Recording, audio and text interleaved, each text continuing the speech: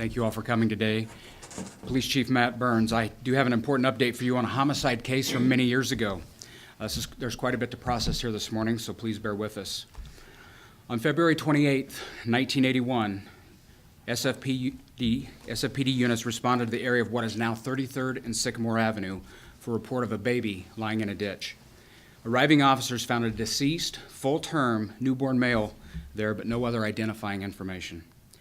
He had been loosely wrapped in a blood-stained blanket and left all alone in the cold. An autopsy revealed that the infant was born alive and had been breathing, but had slowly succumbed to exposure. Detectives followed up on the available leads, but there were not many, and they soon dried up. As our community came to grips with the horror of the crime that was committed, no suspects or family could be identified. St. Michael's Cemetery graciously offered to inter the baby and gave him the name of Andrew John Doe. Attempts have been made in the intervening years with the assistance of the media to bring attention to this case in the hope of generating a lead, stirring a memory, or burdening a conscience to confess. But the real turning point in this case came 10 years ago when it caught the attention of Crimes Against Person Detective Michael Webb. And now through his persistence and sheer determination to solve this case, he has done so. And this morning an arrest was made. I will now ask Detective Webb to offer the appropriate details and relate to you what he can about this incredible story. Detective Webb. Thanks, Chief. Again, I'm Detective Michael Webb with the Crimes Against Persons section of the Sioux Falls Police Department. On behalf of the Sioux Falls Police Department, the City of Sioux Falls, and the Minnehaha County State's Attorney's Office, we'd like to announce this arrest on a very old case. As the Chief stated, the investigation started on February 28, 1981. Some Sioux Falls residents were out test driving a vehicle. That area of Sioux Falls, which is now deep in residential, as you can see by the photo at the crime scene, was a field approach cornfield. As they were test driving this vehicle, they turned around on that approach and they saw what looked like was just some blankets in the ditch. They decided to get out and inspect it and found a deceased baby. The investigators worked really diligently during that time. However, they did not have anything that we have today as far as DNA technology and the advances that we have today. They ran out of leads very quickly. There's some few phone calls that came in. They were followed up to a woman answering the door holding the baby, or a woman answering the door still obviously pregnant. They simply got no tips at all that warranted anything that would point us to this family. The case never gets closed. These don't go closed. However, it does go cold, as we call it. We don't forget about these cases. We never do. And about 10 years ago, we started taking a different look on this and see what we can do, given the advancements of technology and DNA, to solve this case. It was a unique case in that we didn't have a family to work with, to talk to assure them that we were doing everything we can for their family, because no one came forward to this baby. 10 years ago, after talking with some cold case investigators across the country, we talked about the best way to obtain DNA, and it would have to be from the baby himself. We learned through a President's DNA Initiative on unidentified human remains that the University of North Texas was under a grant and they could assist in this. We contacted them, as well as the process of getting the baby's DNA. So we did coordinate with St. Michael's Cemetery and got an order to exhume the body of Andrew John Doe. That process at University of North Texas takes a long time. They looked over his body. They were able to get his DNA, which subsequently we try to get in the system to check. The problem in this case is the rules of DNA. We were checking a database against we didn't know who. And the rules of DNA are pretty specific as far as who we can check and how we run. That process took a lot more time at the South Dakota State Lab. They eventually developed policy with the Attorney General's office that we could search the South Dakota database. Numerous attempts were made throughout the years through our own database, and there were no matches. The case is very These cases are frustrating, disappointing. I think you got to learn you're going to have more failures than successes. We persisted on, and with the advancements of DNA and what's coming across the news in the last year, we learned that DNA coupled with genealogy is solving a lot of major cases across this country, including last summer's with the Golden State Killer. We reached out to these agencies, to these private labs that are using open source information on how they can help us solve this case. University of North Texas still had enough DNA on file. We coordinated that through a private lab called Parabon Labs. They are in the news constantly about their successes with cold case homicides and unidentified human remains. Over the last few months, we worked with Parabon Labs with the baby's DNA. Their genealogist becomes involved, and a few weeks ago, we did a WebEx with them, and they were able to determine some family trees for us.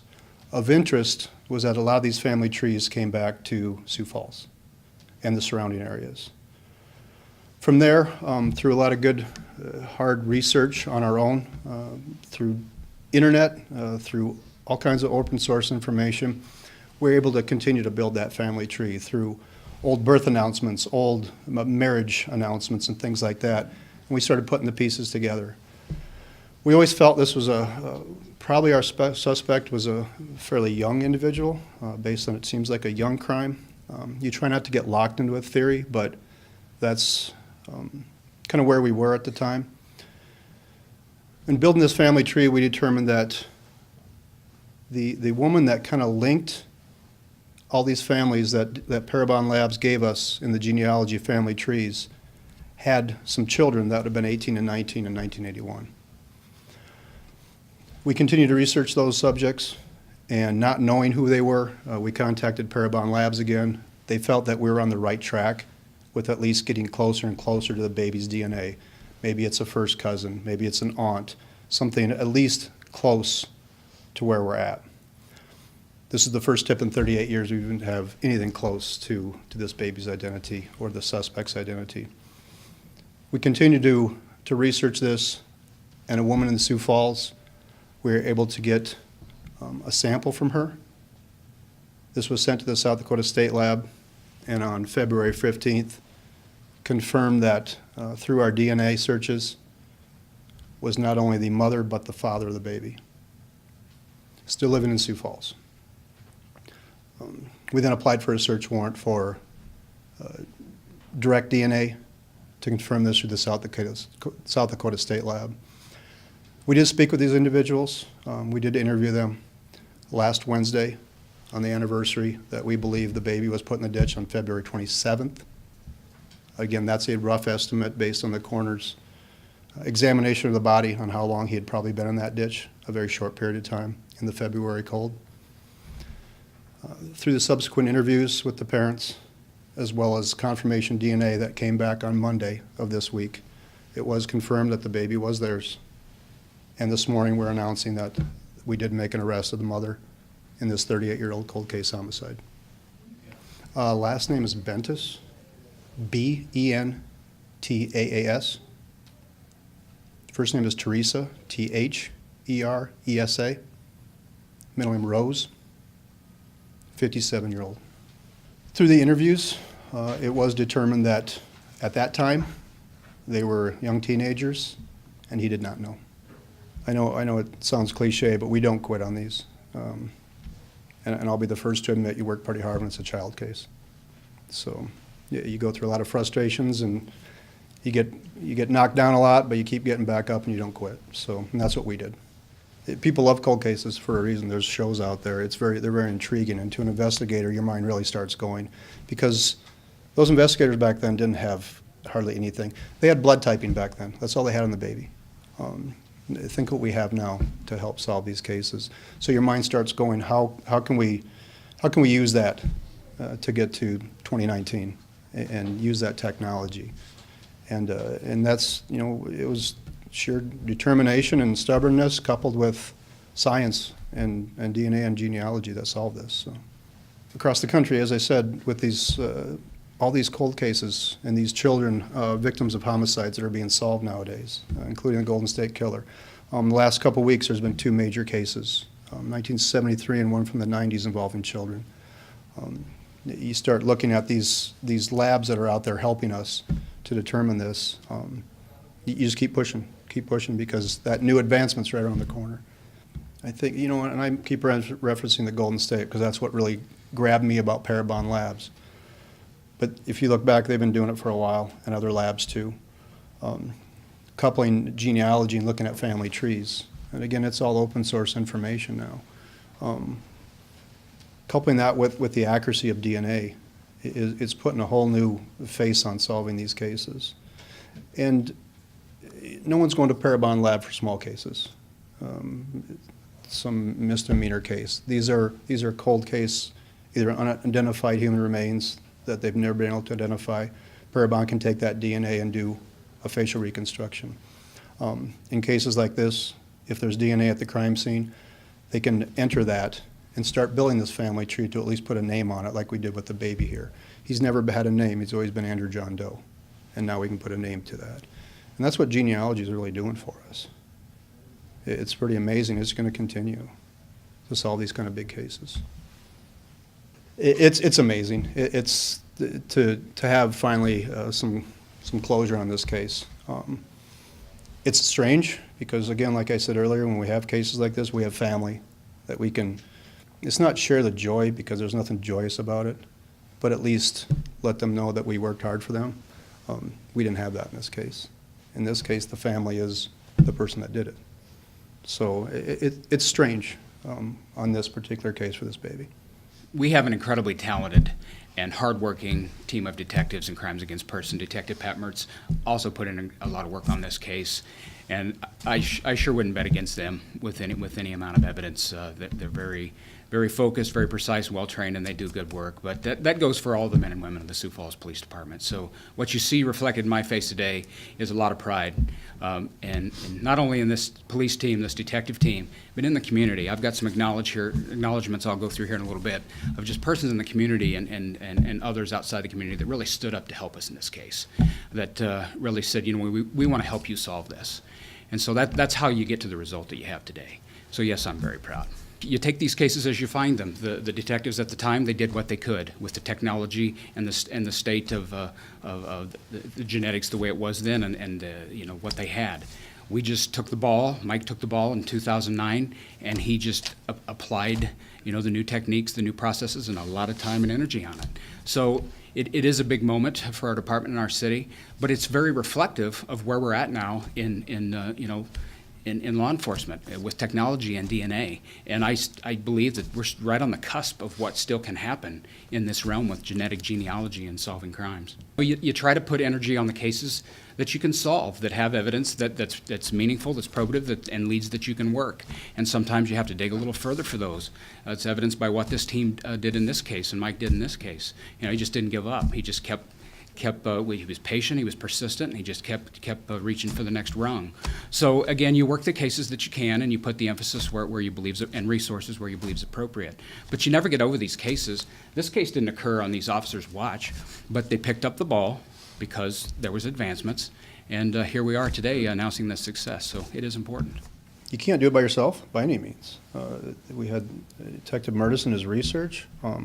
You know, the bosses, other detectives in the section, you need to bat things around with them, and you're wrong if you just keep it to yourself, because there's some good minds out there and creative thinkers. They're like, hey, did you think of this? Maybe we can do that.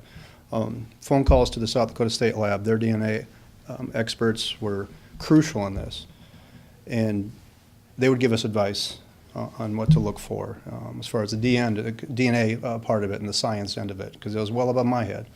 Parabon Lab stepping up and really dumbing it down for us. We're talking to some very smart people in that DNA world. They're scientists, they're experts. And just kind of just tapping in. It's constant phone calls and bugging the heck out of them all day with the different phone calls and thoughts. So it's a team effort. Good morning, Aaron McGowan, Minnehaha County State's Attorney. I'd just like to begin by congratulating and thanking the Sioux Falls Police Department. This is just phenomenal work.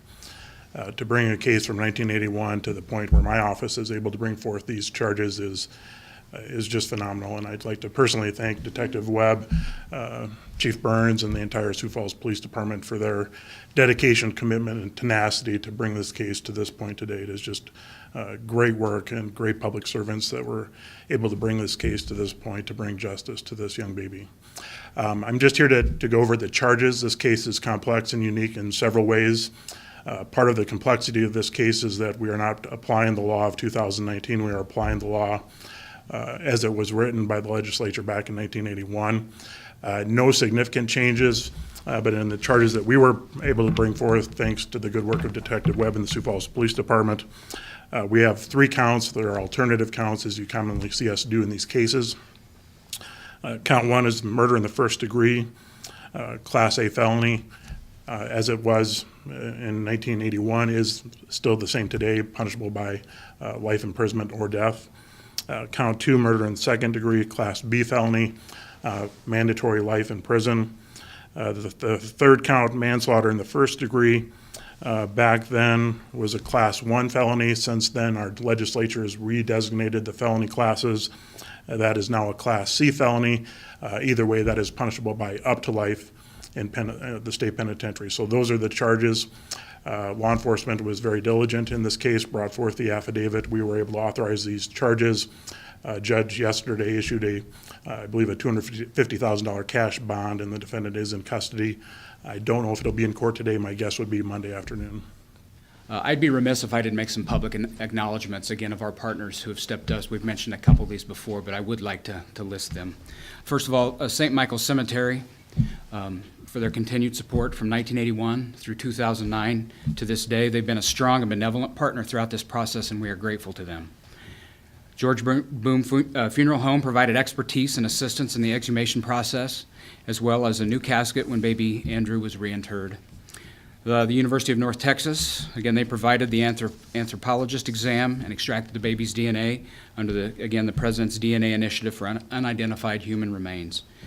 The South Dakota State Forensics Lab, the DNA expert Stacy Smith was with us from the beginning in this case and provided expert advice throughout, including developing a new state policy on searching our database for familial searches not directly associated with offenders. The state lab as a whole made this case a priority and were key for us putting this case together. And previously mentioned Parabon Labs. Without their DNA and genealogy advances and expertise, we wouldn't be at this resolution we are today with the solved case. Our representative in this case, Tom Shaw, and genealogist Andrea Noyes were amazing to work with and provided our start in the open search databases, which led to our own research to find the parents of Andrew John Doe. Again, I couldn't be more pleased with the results today with the arrest and the closure that we find, the hard work and the dedication in pursuit of justice for Andrew. Thank you.